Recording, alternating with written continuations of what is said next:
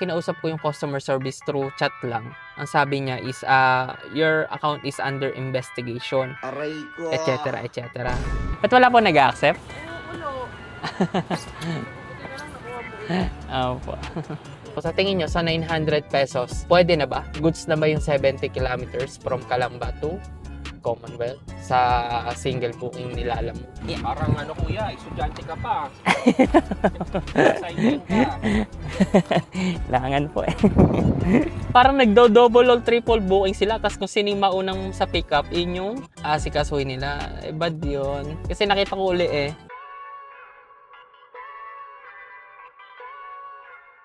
Time check is 1:15. Sa wakas, nakakuha na tayo ng booking. Sobrang dalang ng mga booking dito. Meron man tayo nakukuha, hindi na pupunta sa atin. Ongoing tayo dito, naka-priority siya. According kay Waze, from our home base up to pick up is nasa around 2 kilometers lang. Ingredient daw sa cake ang pick upin, dadali sa Commonwealth. O 1K lang guys. So may commission pa dyan si Lalamove. So mga around 900 lang yung marireceive natin. Well, abawi na lang tayo dun sa Metro Manila o sa Macban ng Commonwealth. Ano makapag triple booking tayo pabalik. Parang ano kuya, estudyante ka pa. Exciting ka. Langan po eh. Dito lang akin lang. Apo. May tatlo pang maliliit lang. Ay, good afternoon po. Masisira siya pag naalog-alog. Tapos pa-message na lang po yung total para nasama Sige. niyo sa toll para ma-send pag-send ako. Okay po. Kahit doon na lang sa app na send ng app. Or dito, ngayon ko na ba? Pwede din po ngayon, ma'am. Pwede din po maya-maya. Pero much better po ngayon, ma'am. Baka nahirapan po ang contact. Salamat po! Salamat po! Time check is 1:26. Natapos na natin i-load. According kay Waze, makakarating tayo doon ng alas 3:04. 1 hour and 38 minutes na biyahe. Kanina nag-aantay ako ng mga regular, ng mga pangsabay. Kasi di ba pagka priority, mahihirapan kang sabayan to. So kailangan mo munang tumakbo ng mga ilang kilometer papunta sa drop-off para lang ma-allowed kang mangsabay ng booking. Kaso nga lang, nung pagdating natin dito, saka naglabasan yung mga priority. Aray ko. Ay, yung mga booking pang regular. Aray ko. Pero kailangan na muna natin ito i-andar para makakuha tayo ng pangsabay. So let's see kung makakuha tayo ng pangsabay. So I think makakuha tayo dun somewhere in Pasay na. So update ko kayo kung may makakuha tayo. Time check ulit is 1:27. So 71 kilometers, 1 hour and 37 minutes sa biyahe. So 3:04 makarating tayo dun.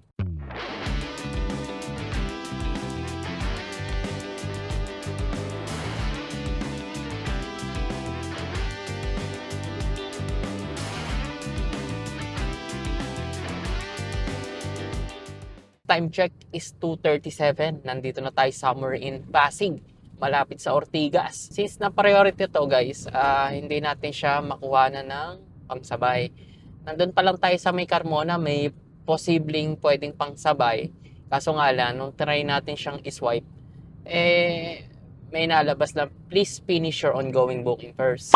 So, since na naka-priority to, ganun nga yung yung parang reminder ni Lalamove na nalabas. So sa tingin niyo guys, from Calamba to Commonwealth na booking, around 70 kilometers, sulit ba ang binayad sa atin ni customer? I mean, sulit sa kanya siguro.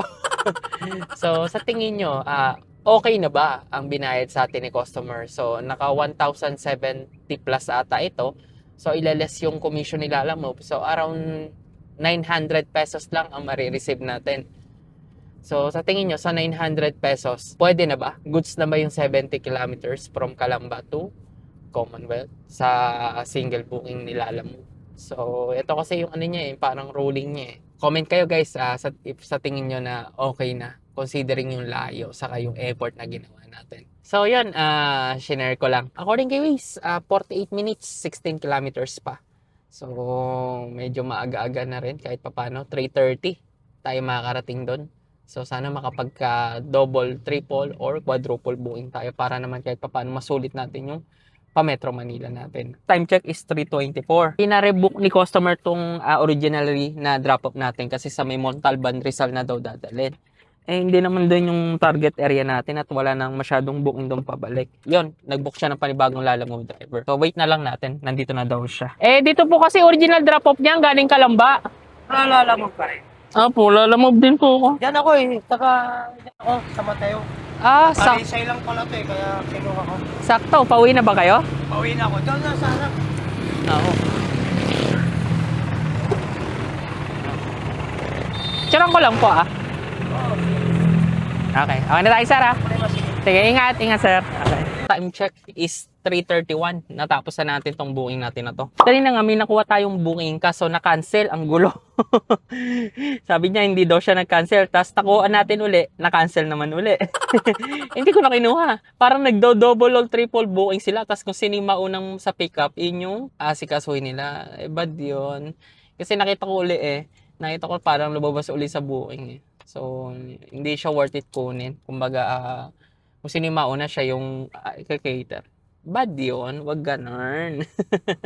So, yun. I think pupunta muna tayo dun sa kay Godfrey nga. Kasi nung last time na pagawa natin, i-check ko daw yung ilalim kung saan nagli-leak yung transmission oil. Since na nandito na rin tayo somewhere in Quezon City, puntahan na natin. So, according kay Waze, 5 kilometer, 7.4 kilometers, so 16 minutes sa biyahe.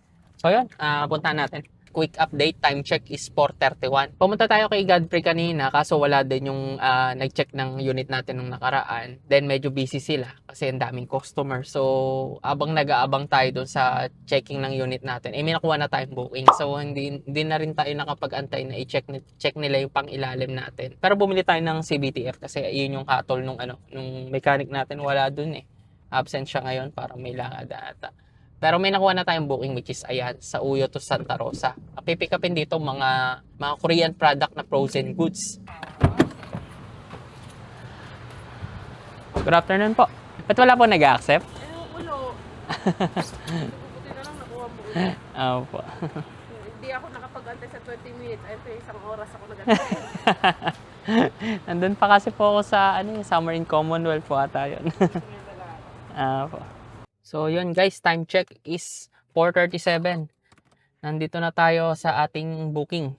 Wala pa tayong nakukuha pansabay kaso parang may problem yung lalamove natin. Hindi tayo wala lumalabas na na booking. Nilipat ko kasi yung SIM card ko dito sa isa kong phone. Kasi itong iPhone ang ginagamit ko. So kasi naghahang kanina ang bagal. So nilipat ko.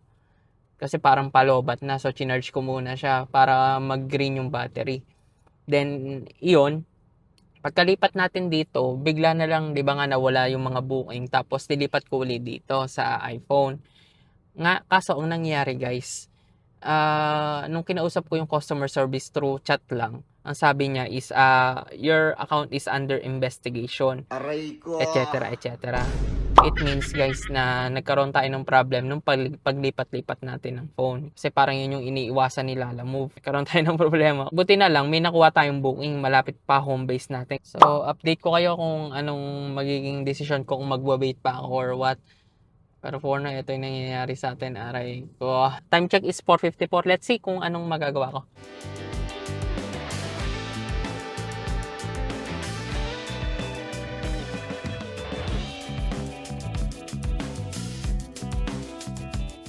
Finally, nandito na rin tayo sa may expressway. Sobrang traffic doon sa may C5. Tapos single booking lang tayo. Antayin daw natin ng 24 to 48 hours yung system checking nila. Pahinga tayo sa single booking lang. Buti nakakuha tayo ng isa bago nangyari yun. Kumbaga hindi na natin sagot yung pauwi natin. Kaya paano, malungkot lang tayo ng kalahati. Ang date niyan is February 16. So 2 days. So makakapaglalamo pa tayo. I think mga around February 18 pa. Share ko na din sa inyo. Kumuha pala ako ng HMO. Para sa akin guys, importante yung HMO. Kasi especially ngayon na freelancer na tayo, just in case na magkasakit tayo, meron tayong parang safe plan na din natin gamitin. Baga yung mga laboratories, tapos doctor's fee, si HMO na yung sagot. Sa kagandahan dito sa HMO na kinuha ko, may dental saka APE or annual physical examination or checkup, something like that. Yun nga, nung nagka-company pa ako, yearly kami may ganon. I think last year, hindi tayo nakapagpa-check up kasi nga hindi natin siya naging prioritize. Pero this time, kumuha na tayo. Aside from that, ang kailangan nating i-prioritize is yung SSS, PhilHealth, and Pag-ibig. Kasi yan ay mga mandatory benefits sa mga private company. So inasikaso ko siya before para maging voluntary. So hinulugan ko yung SSS pag-ibig ko ng voluntary. Tapos yung PhilHealth, voluntary ko ding hinuhulugan. So meron na tayong tatlong nun.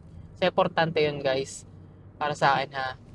Lalo na ngayon na freelancer tayo, wala tayong stable or safe na income. Importante yan kasi yung SSS, pagka tanda natin, like pag 60, meron tayong pension. So yung pension na yun, I think ay gagamitin ko sa tawag dito, pang maintenance lang kasi hindi naman ganun kalaki din yung hinuhulog ko eh.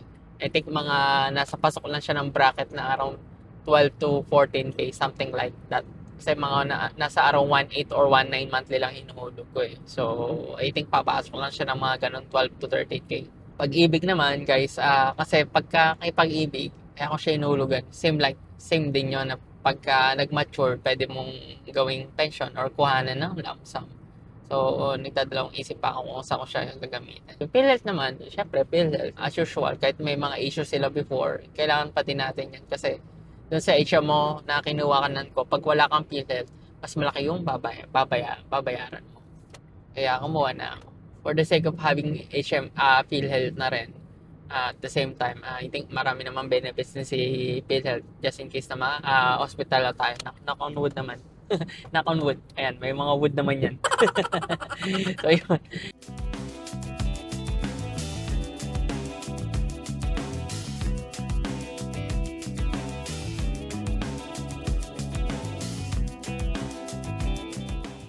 So guys, time check is 8:20. Malapit na tayo.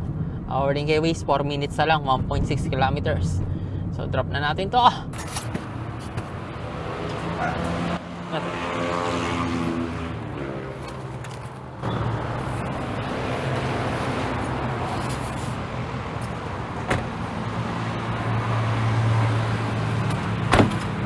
Ito po yung sukle.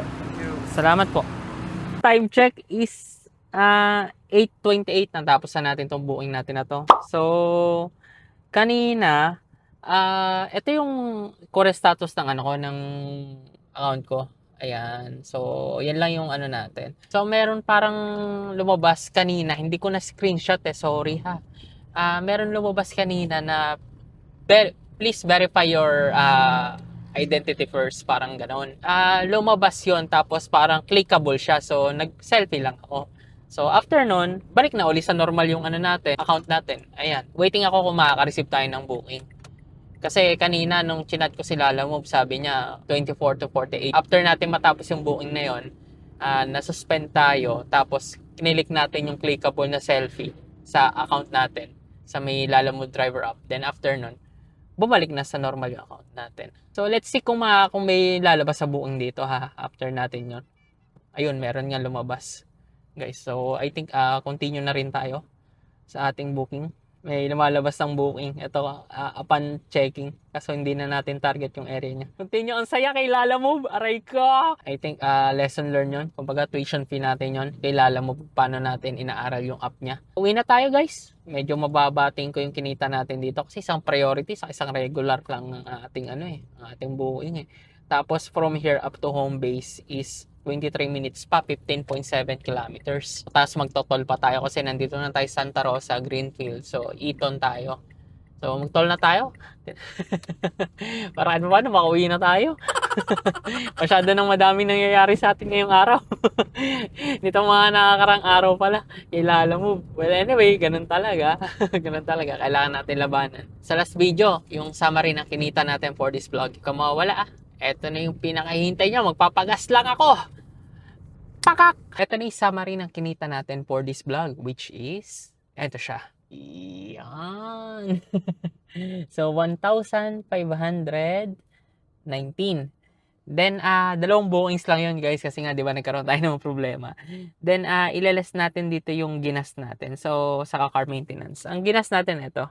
Nakalimutan kong picture Nandito pa naman yung resibo. 800. Sana malinaw. 838 yan. So, car maintenance is 300.